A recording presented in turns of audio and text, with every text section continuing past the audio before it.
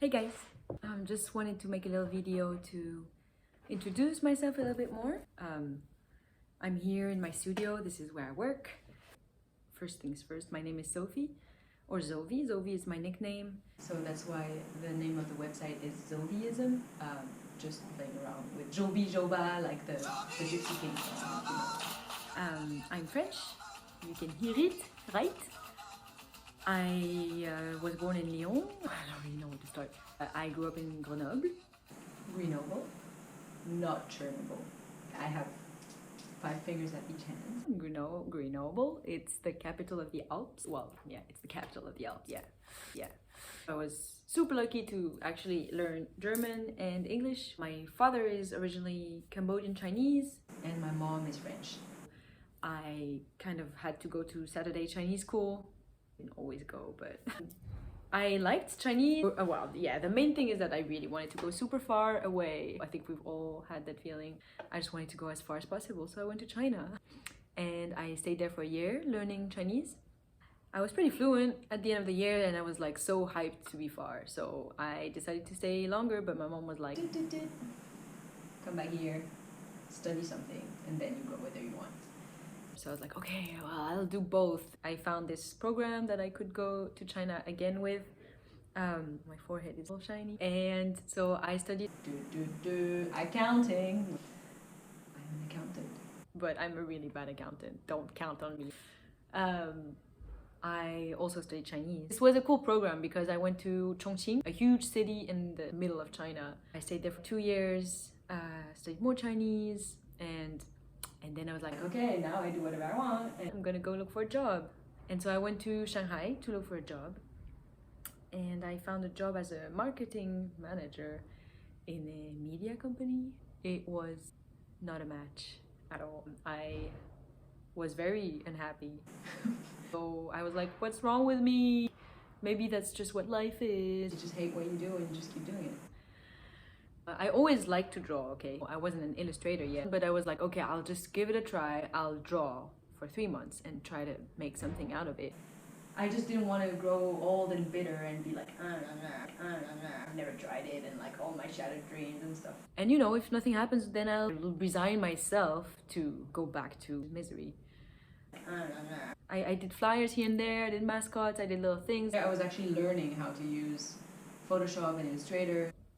And also I got asked to do graphic recording, which is really cool. It's like drawing during meetings and it's drawing what they say. I know what you're gonna say. Oh, it's like people in court. I get this all the time, but it's not really, I mean, it's related. It's live illustration, but it's really focused on the content of what they say. So what they do is like, you know, people who work together or who want to work together or who want to change the way they work together get together and work on it, and sometimes it's pretty hard.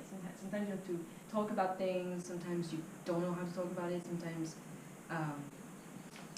sometimes words are either too much or not enough. Sometimes it helps to have someone draw things. I freelanced doing that for a year. I became an illustrator little by little, and then I got my first job as an illustrator. I was illustrating a little Chinese character, a cartoon character called Tutski. You know this guy. You do know this guy. Yes, you do.